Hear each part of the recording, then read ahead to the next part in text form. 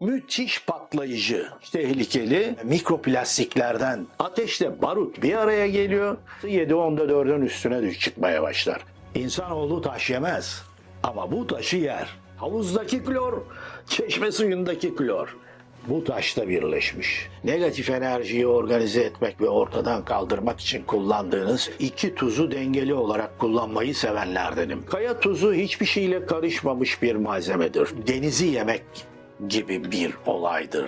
Tiroid hormon çalışma fazlalığınız söz konusuysa iyotlu tuz kullanmanız kadar kötü bir şey olamaz. Asidoz beslendiğinizi, yani ketojenik bir diyetle beslendiğinizi gösterebilir. İnsanoğlunun vücudunda aşağı yukarı 250 gram civarında sabit olarak bulunur. O mağarada istirahat etmesi nedeniyle astımının da düzeldiği hakkında bir sürü yorum, yayın. İyot kullanırken tiroid testlerinizi de çok ciddi bir şekilde kontrol etmeniz lazım. Magnezyum tuzlarından tutun, kalsiyum tuzlarından, potasyum tuzlarından, alkolozlara götürür sizi. Dikkat etmek icap eder. Suyu çeker, suyu emer. Tuz akmaz aslında. Nefes aldığınızda akciğerlerinizi adeta parçalayan, tuzu çevirdiğinizde eğer tuzunuz akmıyorsa o doğal bir tuzdur. Bu nedir dostlar? Cam. Bu bir kaya parçası. Oo. İnsanoğlunun kaya olarak yediği besinlerin sadece bir tanesidir bu. İnsanoğlu taş yemez ama bu taşı yer. Çünkü bu taş bir tuz taşıdır. Sodyum klorür. Şeffaf da görünüyor. Evet, bu taş sodyum ve klordan oluşan insanlığın sağlığı ve iyiliği için kullanılan özel bir kimyasaldır. Ama bakın şimdi, sodyuma bakalım. Müthiş patlayıcı, müthiş tehlikeli, müthiş yakıcı bir element. Klora bakın, nefes aldığınızda akciğerlerinizi adeta parçalayan ve size toksik etkilerle gelen bir malzeme. Sodyum ve klor, ikisi bu taşta birleşmiş. Düşünebiliyor musunuz? İnsan için son derece tehlikeli olan iki element bir araya geldiğinde insan için vazgeçilmez bir malzeme haline geliyor. Tuz. Bu tuz insanoğlunun vücudunda aşağı yukarı 250 gram civarında sabit olarak bulunur. Devamlı harcanır, devamlı yerine yenisi konur. Tansiyon hastalıklardan tutun diğer pek çok hastalıkta, diüretik kullanımında bunlarla ilgili bir sürü aydınlatıcı bilgiyle mutlaka karşılaşırsınız. Ama nasıl oluyor da sodyum ve klor bir arada olabiliyor? Klor, Ateşle barut gibi. evet, ateşle barut bir araya geliyor. İnsan için müthiş barıştırıcı, onun yaşaması için şart olan bir malzeme haline geliyor.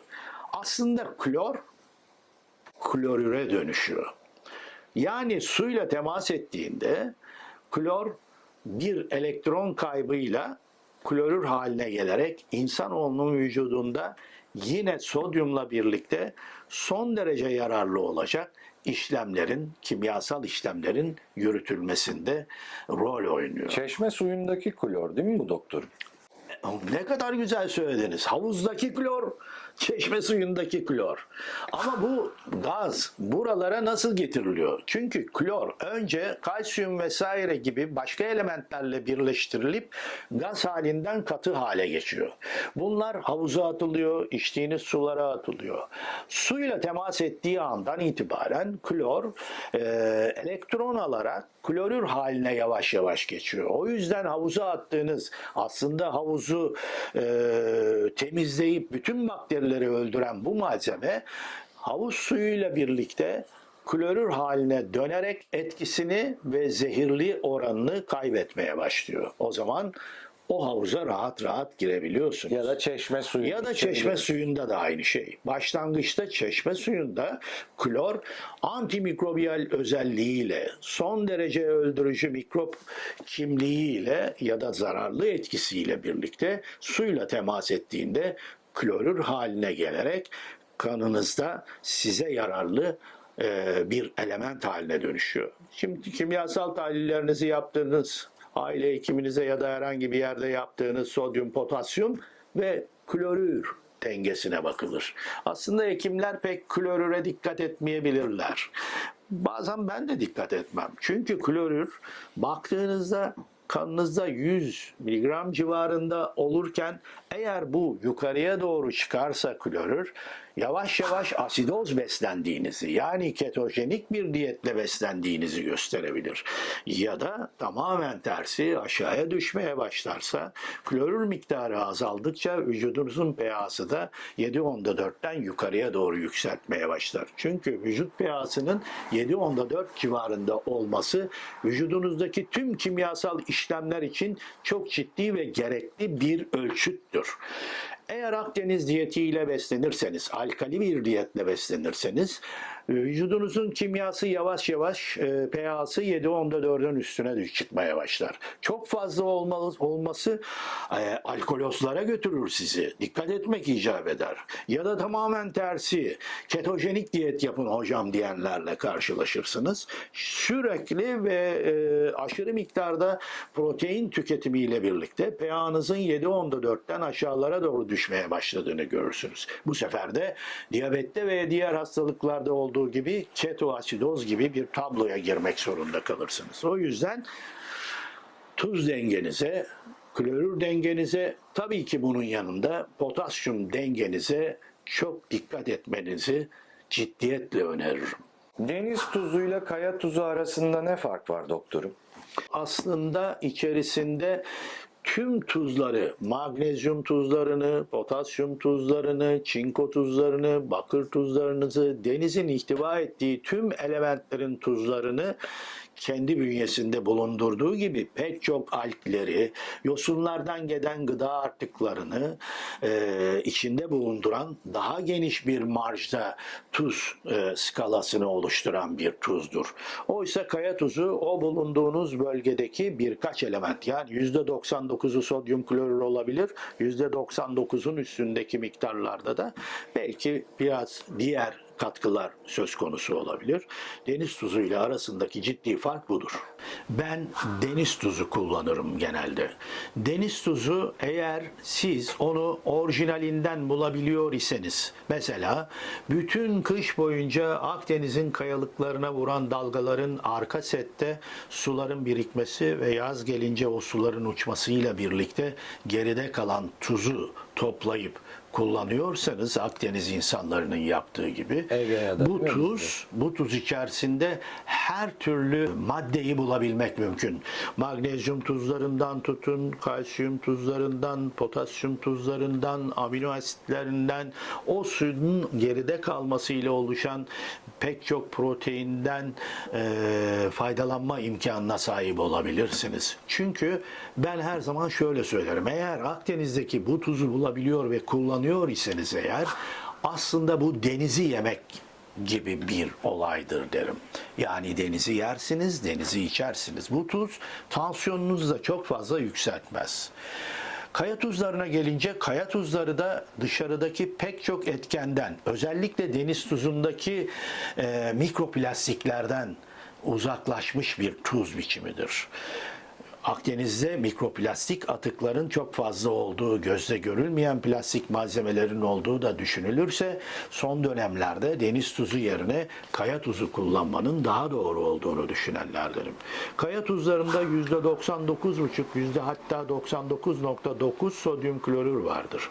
Ama bulunduğu mevki, bulunduğu coğrafya, oluştuğu kayalar, oluştuğu sular nedeniyle içerisinde diğer bazı tuzlarında olması net ve açıktır. Ama hangi bölgede hangisi olur, doğrusu ben bir biyokimyacı değilim, bilemem. Ama o ikisini yüzden dengeli ve birlikte kullanmayı evet, birlikte kullanmanın doğru olduğunu düşünüyorum. Kaya tuzunda sadece sodyum klorürü bulabilirsiniz ya da bulunduğu yer itibariyle başka bir tuz türevi de olabilir. Ama mesela kaya tuzu çıkartılan, geçmişte bütün ülkelerin birbirleriyle büyük savaşlar verdiği tuz odakları kaya tuzlarının olduğu odaklar. tuzlardandır. Mesela astımlı hastalar pek çok yerde kaya tuzu mağaralarında, ki bu kaya tuzları çıkarılırken büyük mağaralar oluşur. Oralarda astımlı hastalar için 1-2 günlük o mağarada istirahat etmesi nedeniyle astımının da düzeldiği hakkında bir sürü yorum, yayın Tuz havaya da mı görebilirsiniz. karışıyor peki Evet, kaya olarak? tuz havaya karışır. Aynı zamanda kaya tuzları sistemdeki elektronik atıkları da kendi üzerine absorbe etme özelliğine de Bu sahip. tuz lambalarını vesaireyi onun için mi kullanıyorlar? Çok doğru. Tuz lambaları, şey olarak aksesuar olarak kullandığınız tüm tuzlar, televizyon başında olan tuzlar, diğer evinizin içerisindeki negatif enerjiyi organize etmek ve ortadan kaldırmak için kullandığınız şekilsel tuzlar bu tuzlardır. Ama tuz, diğer taraftan denizdeki tuzlar iyodun uçucu olması nedeniyle belki denizdeki o iyotun sıcaklık ve kaya enerjisiyle beraber ortadan kalkmasıyla belki iyot miktarında azalma olabilir. Ama ne yaparsanız yapın, deniz tuzunda da kaya tuzunda da bulunduğu yere bağlı olarak iyot miktarı her zaman belirli bir ölçüde vardır. Kaldı ki iyot kullanırken tiroid testlerinizi de çok ciddi bir şekilde kontrol etmeniz lazım. Eğer sizin bir tirotoksikozunuz, yani tiroid hormon çalışma fazlalığınız söz konusuysa iyotlu tuz kullanmanız kadar kötü bir şey olamaz. O yüzden biz bu hastalarımıza piyasada kullanılan iyotlu tuzların verilmemesi yönünde destekte bulunuruz. Ama Türkiye'de genellikle sularda iyot miktarı düşük olduğu için genel olarak tüm gıdalarda, tüm tuzlarda iyot katkısı mutlaka olur. Tuz aslında higroskopik bir malzemedir. Suyu çeker, suyu emer. Tuz akmaz aslında. Tuz akması için mutlaka kimyasal işlemlerden geçmesi lazım.